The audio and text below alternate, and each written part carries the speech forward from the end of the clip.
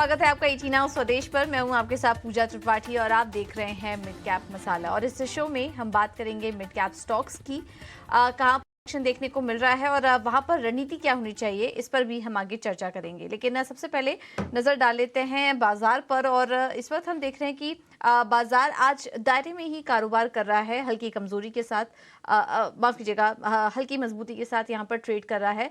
लेकिन पिछले कुछ मिनटों में हमने देखा कि काफी अच्छी रिकवरी निचले स्तरों से देखने को मिल रही है। अब देखिए हरे निशान में आ चुका है निफ्टी, 19,700 के लेवल को ये टेस्ट करने की कोशिश कर रहा है। और बैंक निफ्टी भी देखेंगे तो वहां पर भी अच्छी रिकवरी आई है निचले स्तरों से, और 141 अंक ऊपर इस वक्त बैंक निफ्टी भी ट्रेड कर रहा है। सेंसेक्स भी हरे निशान में है, सपाट है हालांकि सेंसेक्स, लेकिन यहाँ पर भी हरे निशान में ही कारोबार होता हुआ दिखाई दे रहा है। अगर सेक्टर स्पेसिफिक एक्शन देखेंगे तो हम देख रहे हैं कि कंज्यूमर ड्यूरेबल, फाइनेंस और चुनिंदा प्राइवेट बैंकों में अच्छी तेजी है। और इसके अलावा मेटल शेयरों में भी आज शानदार एक्शन देखने को मिल रहा है। वहीं सरकारी बैंक दबाव बनाने का काम कर रहे हैं और आईटी इंडेक्स में भी आज दबाव ही है। पावर और इंफ्रा में भी कमजोरी ही देखने को मिल रही है। वहीं मिड कैप शेयरों पर नजर डालेंगे तो यहाँ पर अच्छी मजबूती है और अच्छी रिकवरी इधर भी देखने को मिल रही है। इस वक्त हरे निशान में आ चुका है मिड कैप इंडेक्स भी। बाजार की चाल को इस वक्त अगर हम देखेंगे तो अब जो मार्केट ब्रेड्थ है वो लगभग बराबर की है। हर एक गिरने वाले शेयर के सामने एक स्टॉक हरे निशान में कारोबार कर रहा है। तो शानदार रिकवरी निश्चित तौर से, और क्लियरली यहाँ पर आज बैंक्स और फाइनेंशियल शेयर्स काफी अच्छा परफॉर्म कर रहे हैं। बजाज फाइनेंस है आज का टॉप गेनर, 4.5% ऊपर। Bajaj Finserv, Apollo hospital, Kotak Mahindra bank और टाटा कंज्यूमर, ये सभी स्टॉक्स आज मजबूती के साथ कारोबार कर रहे हैं। वही गिरने वाले शेयरों में SBI life, Infosys, LNT, Hero MotoCorp, भारतीय एयरटेल हल्की कमजोरी के साथ आज ट्रेड कर रहे हैं।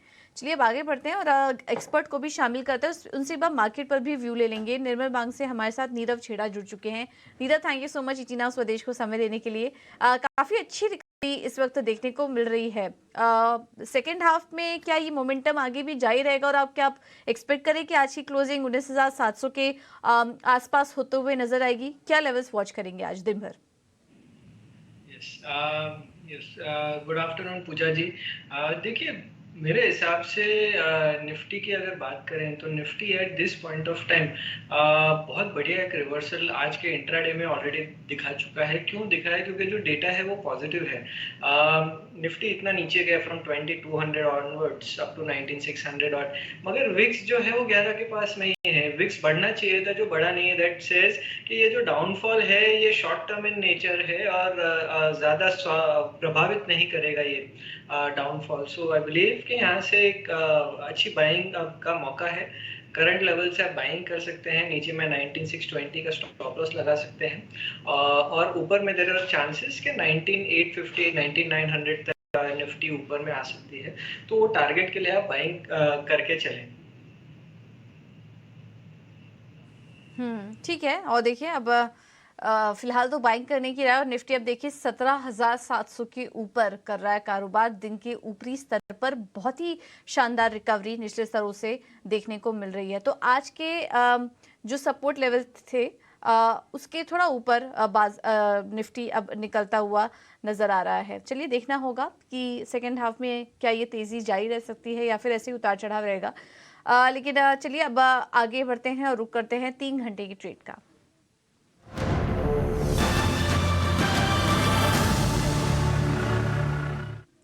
नीरव, बताइए कौन से शेयर में ट्रेड करने की राय होगी आपकी? या देखिए, दो स्टॉक्स है। पहला है केटीके बैंक। इसमें एक 15 ईयरली ब्रेकआउट आया है और मैं बार बार एक्चुअली रेकमेंड करता हूँ, बट क्योंकि वो जस्ट अभी ब्रेकआउट आया है, ये स्टॉक में मोमेंटम अच्छा रहना चाहिए। आई बिलीव ये स्टॉक यहाँ से अच्छा खासा ऊपर जा सकता है। तो करंट लेवल से आप बाय कर सकते हैं। 240 का इसमें स्टॉप लॉस लगा है। 275 तक के इसमें टारगेट नजर आ रहे हैं। दूसरा जो स्टॉक है वो है वेरॉक इंजीनियरिंग। देखिए, वेरॉक अगर देखें तो ये स्टॉक में भी एक 5 ईयरली ब्रेकआउट है और ये भी काफी बड़ा ब्रेकआउट है आफ्टर लॉन्ग कंसोलिडेशन। अच्छा वॉल्यूम्स के साथ में आया है। So there is a good chance कि ये स्टॉक में भी अच्छा मोमेंटम रहेगा। तो 540 के टारगेट के साथ में आप इसे बाय कर सकते हैं। 475 का स्टॉप लॉस लगाइए। ओके। तो वेरॉक इंजीनियरिंग काफी अच्छी तेजी हाल फिलहाल में स्टॉक में भी देखने को मिली है। 540 ये अगले टारगेट नजर आ रहे हैं। स्तरों पर भी आप खरीदारी करके चल सकते हैं। स्टॉप लॉस होगा 475 का। और कर्नाटका बैंक यहाँ पर भी तेजी करने की राय नीरव की तरफ से। चलिए अब आगे बढ़ते हैं और कुछ और भी स्टॉक्स जहां पर की आज तेजी दिखाई दे रही है उस पर एक बार नजर डालते हैं। और आज हम देख रहे हैं कि शुगर शेयरों में भी काफी शानदार तेजी देखने को मिल रही है। बलरामपुर चीनी 6% की बढ़त के साथ कारोबार कर रहा है। वहीं उत्तम शुगर, द्वारिकेश शुगर, यहाँ पे भी शानदार तेजी देखने को मिल रही है। 7% की खबर भी आई है। और अक्सर हम देखते हैं कि जब भी कोई खबर आती है उसके दम पर इन स्टॉक्स में एक्शन दिखता है। और घरेलू बाजार में चीनी के दाम बढ़े हैं, जिसके चलते आज इन सभी तमाम स्टॉक्स में एक्शन देखने को मिल रहा है। क्या व्यू बन रहा है आपका शुगर स्टॉक्स पर नीरव? देखिए बहुत बढ़िया एक्शन आया है शुगर स्टॉक्स में। और देखें तो ऑलमोस्ट हर स्टॉक आज 4-5% ऊपर है। जो पैटर्न बने हैं पैटर्न भी काफ़ी बढ़िया है। सो आई डेफिनेटली बिलीव कि शुगर स्टॉक्स यहाँ से ऊपर जाएंगे। अगर दो स्टॉक्स इसमें पिक करने हैं तो एक होगा छोटा स्टॉक में बजाज हिंदुस्तान। ये स्टॉक में एक बढ़िया ब्रेकआउट आया था अराउंड द 20-21 लेवल्स, और उसके बाद में स्टॉक 30 तक गया, नीचे अभी रीटेस्ट करने आया है उसका ब्रेकआउट, और यहाँ से वापस रिवर्सल दिख रहा है। वॉल्यूम बहुत बढ़िया है। So definite buy current level से आप बाय कर सकते हो। 24 का स्टॉप लॉस लगाइए। There is a good chance के 30-35 के जो लेवल्स हैं वो जल्दी आ सकते हैं और काफ़ी तेज़ी से ये स्टॉक ऊपर जा सकता है। दूसरा मेरा स्टॉक रहेगा प्राज इंडस्ट्रीज। देखिए प्राज इंडस्ट्रीज अगर देखें तो उसमें 2 साल का एक कंसोलिडेशन हुआ, और कंसोलिडेशन के टाइम पे वॉल्यूम्स कम हो गए। जैसे ही ब्रेकआउट आया, ब्रेकआउट के बाद वापस वॉल्यूम ने पिकअप कर दिया। तो एक क्लासिकल केस है of a good breakout, consolidation breakout. यहाँ से गुड चांस के ये स्टॉक ऊपर में अराउंड 640-645 के लेवल्स तक जा सकता है। तो वो लेवल्स के लिए आप बाय करके चल सकते हैं। नीचे में अराउंड 565 का स्टॉप लॉस लगाएंगे। ओके, तो काफी अच्छी तेजी आ सकती है प्राज इंडस्ट्रीज में। 600 के ऊपर के लेवल्स दिख सकते हैं, तो अभी भी मौका है, खरीद के चलिए। आज स्टॉक है 3% ऊपर। और बजाज हिंदुस्तान ये छोटी कंपनी है, छोटा स्टॉक है, कम दाम में है। यहाँ पर भी आप ट्रेड ले सकते हैं। 24 का स्टॉप लॉस होगा। टारगेट जो सुझा रहे हैं नीरव, वो 30 से 35 रुपए तक के लेवल्स यहाँ पर देखने को मिल सकते हैं अगले कुछ दिनों में। तो इन दोनों कंपनियों पर आप नजर रखिए। चलिए आगे कुछ और भी स्टॉक्स हम डिस्कस करेंगे मिड कैप स्पेस से, लेकिन अब वक्त है हमारे अगले खास सेगमेंट का, एसएमई चौपाल।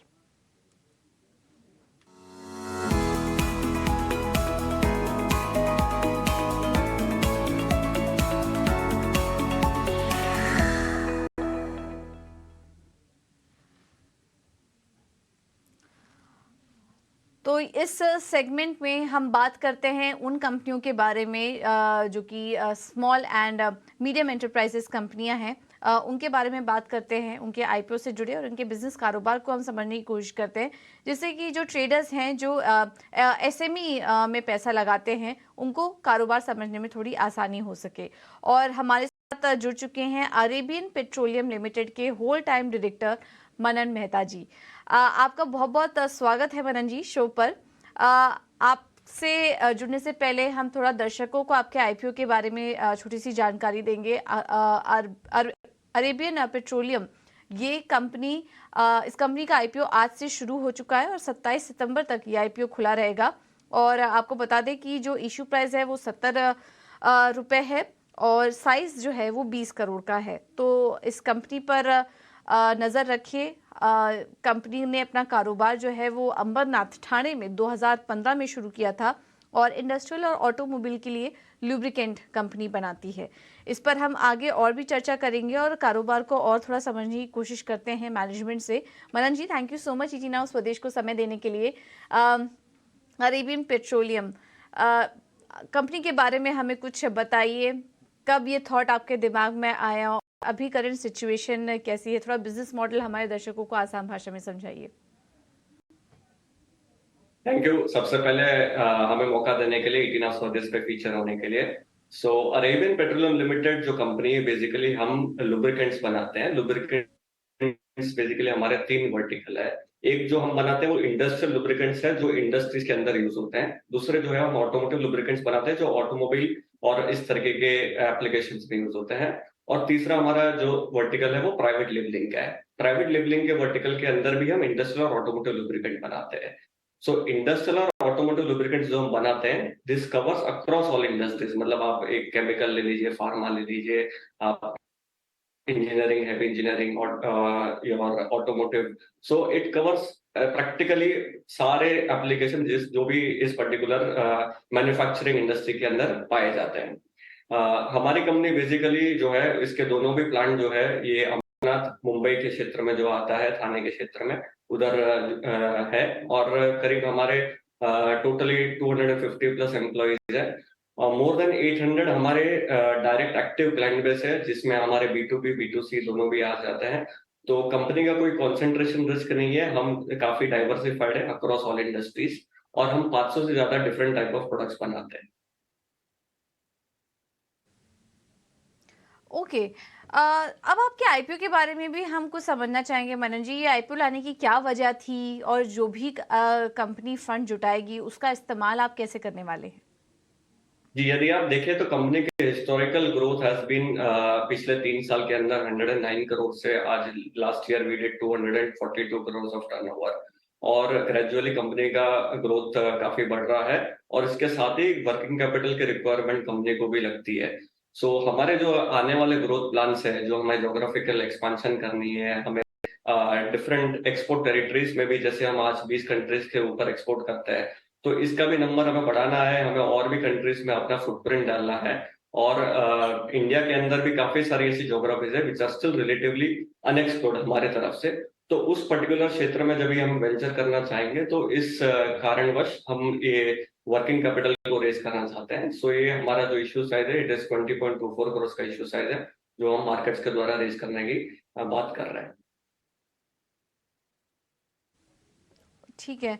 आपके एक्सपेंशन प्लान्स के बारे में और भी कुछ बताइए, क्योंकि हम देख रहे हैं कि आप जिस सेगमेंट पे हैं, जिस कारोबार में हैं, उसमें और भी बड़ी कंपनियां हैं, लिस्टेड प्लेयर्स हैं, जिनकी अपनी एक मार्केट है, अपने ग्राहक हैं, अपने कंज्यूमर्स हैं एक बड़े तादाद में।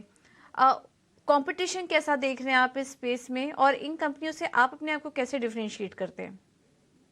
यस, सो यस, ये पर्टिकुलर जो सेगमेंट है लुब्रिकेंट, डेफिनेटली इसमें लिस्टेड प्लेयर्स भी है और बड़े नाम भी है। हम अपने आप को डिफरेंशिएट इस तरीके से करते हैं कि हम बेसिकली कस्टमाइज प्रोडक्ट के ऊपर काफी काम करते हैं। जैसे इंडस्ट्रियल एप्लीकेशन है, तो इसमें हर कंपनी की हर प्रोडक्ट की रिक्वायरमेंट अलग अलग होती है। सो हम इस पर्टिकुलर रिक्वायरमेंट को जानते हैं, हमारी टीम वहां पे विजिट करती है, समझती है, उसके लिए टेलर मेड सोल्यूशन देती है। सो इसके वजह से हमारे कस्टमर जो है हमारे साथ सालों साल जुड़े रहते हैं।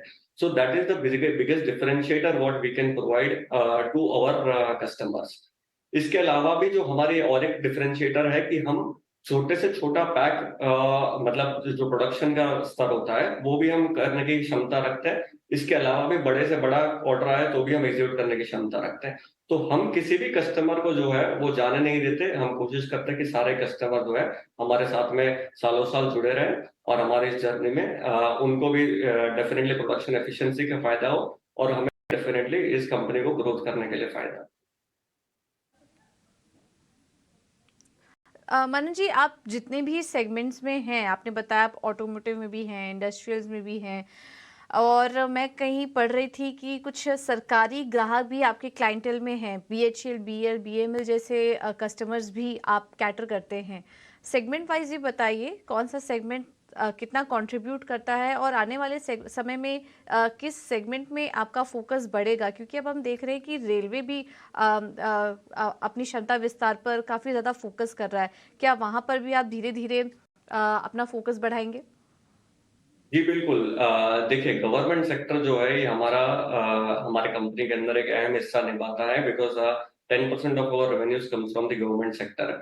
और गवर्नमेंट मार्केट प्लेस के ओपन अप होने की वजह से हम जैसी कंपनीज को काफी अच्छा एक मौका मिला है इस गवर्नमेंट सेक्टर में पार्टिसिपेट करने के लिए। सो जैसे आपने बताया, हमारे कस्टमर जो है, हमारे इंडियन डिफेंस भी हमारे कस्टमर, जैसे इंडियन आर्मी, नेवी, एयरफोर्स। इसके अलावा इंडियन रेलवेज, BML, हम BML का हमें OEM अप्रूवल मिला है, ताकि BML के कोई भी मशीनरीज के अंदर हमारे ऑयल की अप्रूवल है, सो उस ऑयल्स को आप डाल सकते हैं।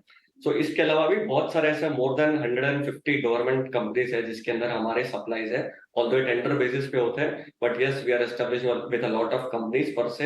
एंड इसको हम डेफिनेटली देख रहे हैं कि ये जो बिजनेस है ये एटलीस्ट 40-50% से ग्रोथ होगा, क्योंकि गवर्नमेंट का जो पार्टिसिपेशन एसएमई और बाकी इंडियन कंपनीज को जो एक ट्रस्ट दे रहा है, उससे हम जैसी कंपनीज को बहुत फायदा होने वाला आगे जाके। And we also want to become a part of this value chain. So definitely हमारे एक पर्टिकुलर डेडिकेटेड टीम का इसी पर्टिकुलर बिजनेस के ऊपर फोकस है और ये बढ़ता रहेगा। ठीक है। मनन जी, ये तो हुई कुछ पॉजिटिव बातें, लेकिन कंपनी की चुनौतियां और आने वाले समय में क्या चैलेंजेस आप फेस कर सकते हैं उसके बारे में भी थोड़ा हम समझना चाहेंगे। रिस्क फैक्टर आप क्या देख रहे हैं अपनी कंपनी के लिए? जी, अगर मैं बताऊं तो risk factor are mainly macro economic driven. जैसे हम बात करें कि कोई वॉर सिचुएशन आ जाती है, जैसे last year Russia Ukraine war हो गया, या फिर आगे जाके कोई मैक्रो इकोनॉमिक फैक्टर डिस्टर्ब करती है, तो उस कारणवश जो हमारे रॉ मटेरियल होते हैं जिसको बेस ऑयल कहा जाता है, उसमें फ्लक्चुएशंस के काफी चांसेस होते हैं। सो नॉर्मली क्रूड से इसको एक लिंक रखा जाता है, बट मोर और less it is supply driven, demand driven base होता है। सो ये सबसे बड़ा हमारे इंडस्ट्री के अंदर एक चैलेंजिंग फैक्टर होता है, और इसको हम एक मतलब इसको हम इन्वेंटरी बिल्डअप के तौर पे या दूसरे स्ट्रेटजीज के तौर पे इसको हेज करके इसको हम अपने कंपनी को सेव करने की कोशिश करते हैं। सो मेजरली देखा जाए तो ये जो मार्केट है, definitely with advent of EVs और बाकी सब डिफरेंट टेक्नोलॉजीज जो भी ऑटोमोबाइल में आ रही है, उसके कारणवश एक परसेप्शन है कि ये मार्केट कम होगा। बट अगर ग्लोबली हम नंबर्स देखें या इंडिया के भी नंबर्स देखें, तो इंडिया का भी पेनिट्रेशन जो है, व्हीकल पेनिट्रेशन, आज यूएस या चाइना के मुकाबले बहुत कम है, मतलब हार्डली इट इज अबाउट 25%। तो स्टिल इंडिया की जो ग्रोथ स्टोरी है अगले 20-25 साल तक ये बरकरार रहेगी, और टोटली जो व्हीकल पूल साइज है ये भी बढ़ता रहेगा। So we do not see a D growth in terms of lubricants in the coming 15 years. At the same time industrial में भी जो भी कारोबार बढ़ना है, इंडिया की जो मैन्युफैक्चरिंग थ्रस्ट है, इस ये जो जब इंडिया में इतने सारे निवेशक आ रहे हैं, तो इंडिया में भी मैन्युफैक्चरिंग बढ़ेगा तो लुब्रिकेंट्स का कंजम्पशन भी बढ़ेगा। सो पर से जो मार्केट परसेप्शन है, ये जो चैलेंजेस के, वो हमें इन द नियर टर्म कोई चैलेंजेस दिखते नहीं है। यस, डेफिनेटली मैक्रो इकोनॉमिक चीजें होती है जो कभी कभी इसको रिस्क फैक्टर के तौर पे देखा जा सकता है। बिल्कुल। Alright Manan ji, thank you so much आपका आज समय देने के लिए, और आपके जो आईपीओ आने वाला है उसके लिए भी आपको ढेर सारी शुभकामनाएं। बहुत बहुत धन्यवाद आपका। हमारे अगले सेगमेंट का ऑप्शन चैंपियंस।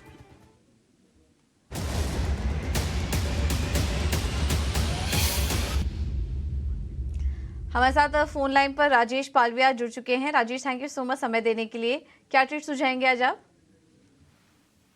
गुड आफ्टरनून पूजा जी। तो देखिए, हमें यहाँ पे जो फोकस में स्टॉक है वो है एशियन पेंट।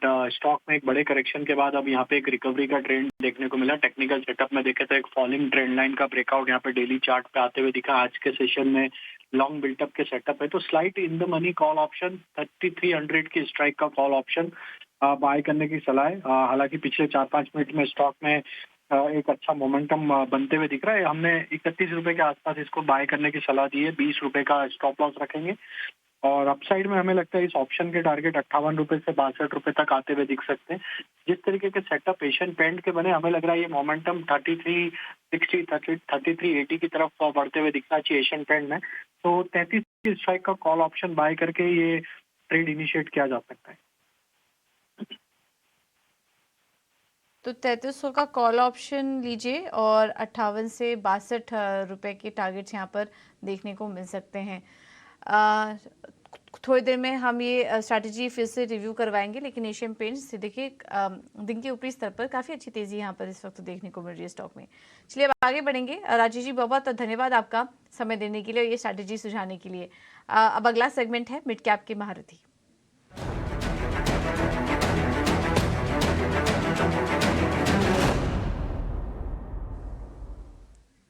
विधि इन्वेस्टमेंट से विवेक कारवा हमारे साथ जुड़े हैं। विवेक, थैंक यू सो मच समय देने के लिए। बताइए कौन सा स्टॉक आज सुझाएंगे वीआईपी शेयर के तौर पर? पूजा, देखिए एग्जैक्टली मिड कैप बोल सकता हूँ क्या मालूम नहीं है, लेकिन हाँ अगर आप ओवरऑल इस सेक्टर में कंपेयर करो तो ये काफी छोटा बैंक है, बैंक ऑफ बड़ौदा।